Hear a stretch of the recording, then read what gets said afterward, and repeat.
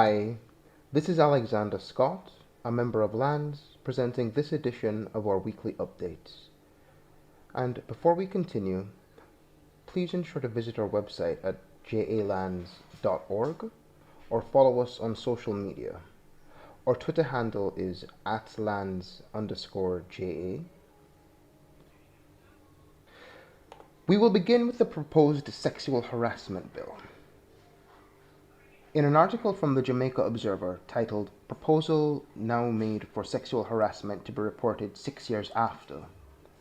it was reported that during the sitting of the Joint Select Committee considering the sexual harassment bill, that it was proposed that the timeline within which a report of sexual harassment can be made be increased from the currently proposed 1 year to 6 years. The decision to change the timeline came after the committee heard from members of the committee who noted that the victims of sexual harassment were at times children, and after the committee itself heard and read statements and submissions from individuals and groups pointing out the fact that the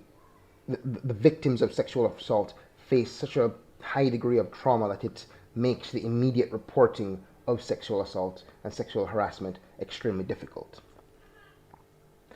Now, the article also went on to point out that the report by the Joint Select Committee on this bill, which outlines the type of conduct which will constitute sexual harassment and which provides avenues for the victims to file complaints and seek redress, is expected to be submitted during the first quarter of the new fiscal year. Now, this proposed change in the bill is good news. The fact that members of both parties listened and took on board the concerns raised by the groups invited to speak and the people and groups who made submissions showed that politicians can be pushed on certain issues if the facts are put before them, and it shows once again that organization and mobilization around an issue can in fact bring forward results. The change and the push for it from both members of the committee and the chair of the committee, that is the change and the push for the extension of the timeline. It's also very pleasing because it will shut down the proposal made earlier by the Minister of Justice, who in the last parliamentary term made some very snide and crass remarks regarding potential sexual harassment claims, and followed that up by calling for the 1 year timeline for complaints of sexual harassment. We at LAND support the move to extend the timeline. As noted in our submission and as discussed within our units, the reasons behind a victim of sexual assault and sexual harassment, for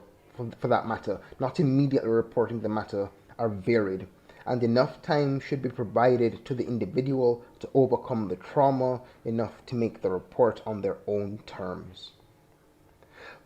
With a primary reason behind the lack of formal complaints being made due to the fact that the police in the very interview process often exacerbate the trauma or go around victim blaming. Mandating a shortened time span within which complaints can be made, we feel as a group, would only harm the efforts of reducing and eliminating this scourge that is sexual harassment and sexual assault.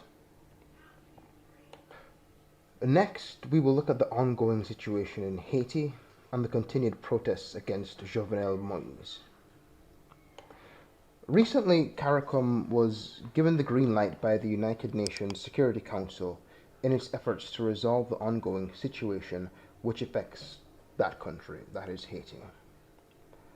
A Jamaica Observer article titled "United Nations Security Council Recognizes and Encourages CARICOM's Engagement with Haiti" stated that the Security Council, which is currently chaired by the United States, recognizes the important role that neighboring states, CARICOM, and the Organization of American States play in having a coordinated effort in order to bring stability back to Haiti. The Security Council also went on to urge Haiti to hold a presidential election in this year, 2021, and insisted that the preparations and the holding of these elections must be transparent, free, and fair. This comes as reporting from the Analysis News notes that the United States administration, along with Canadian government assistance, continues to arm the delegitimized Moise government, even while calling for the end of violence in Haiti.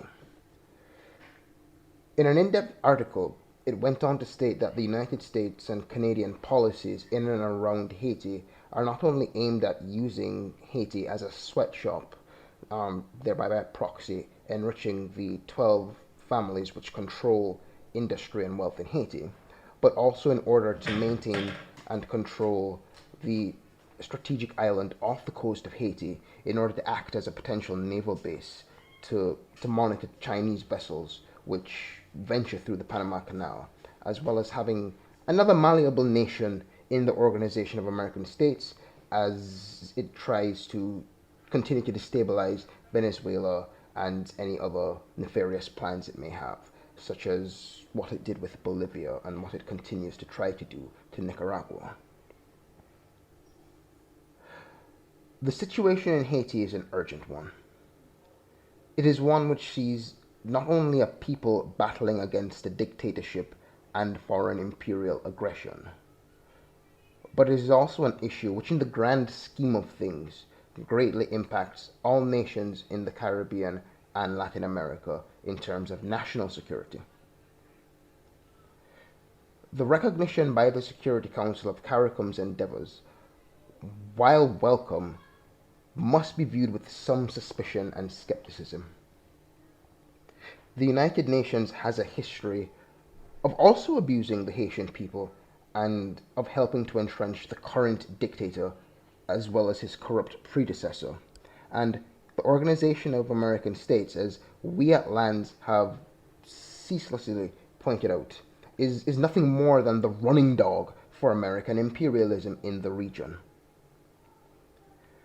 We at Lands believe CARICOM must take the lead on the issue. It must be the one to ensure that stability is restored to Haiti and that the people of Haiti, the majority, the masses who are out there and who have been out there since 2018, I believe, protesting against this administration, are given the right to select their next leader, and that's their next leader is not selected either by foreign influencers or local moneyed persons. The issues of Haiti must be at the forefront of CARICOM and must be treated with the urgency which it deserves, lest the divisions which have emerged within CARICOM, coincidentally around the time that Jovonel Moise took office, deepen and fester, thereby leaving us open to further imperialist aggression and division. Finally, we will end with an article from JIS titled, SSP Stephanie Lindsay implores women not to stay in abusive relationships. In this article, the senior superintendent, while addressing a Jamaica Teachers Association Women's Safety and Security Forum, stated that women should not stay in abusive relationships for fear of financial uncertainty or the fear of being alone.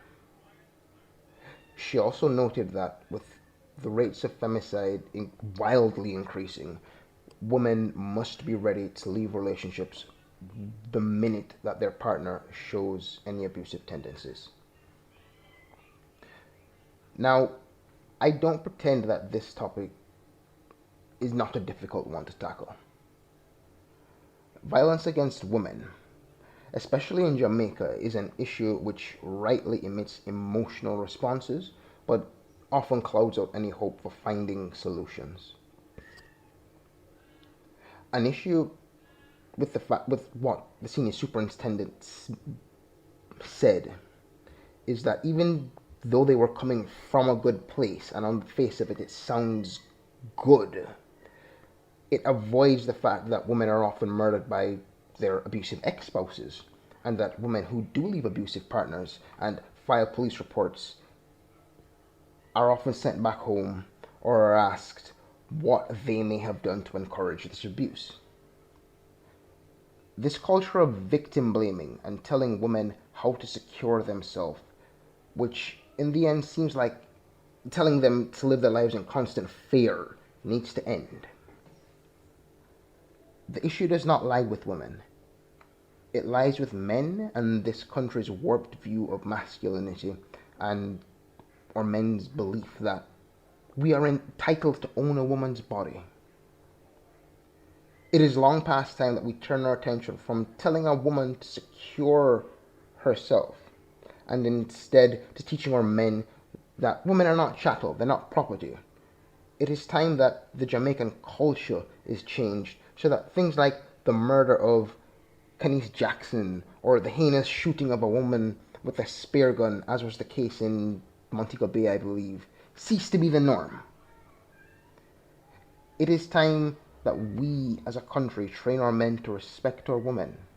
And the first step in doing this is to acknowledge the problem head on and stop burying the lead and leaving it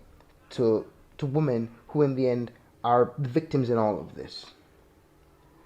We need to stop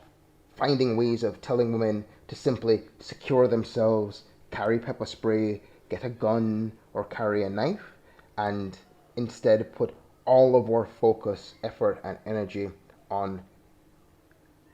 teaching our men, training our boys to respect themselves and respect women. If not, we're just going to be constantly in this never-ending cycle, and it has to stop at some time.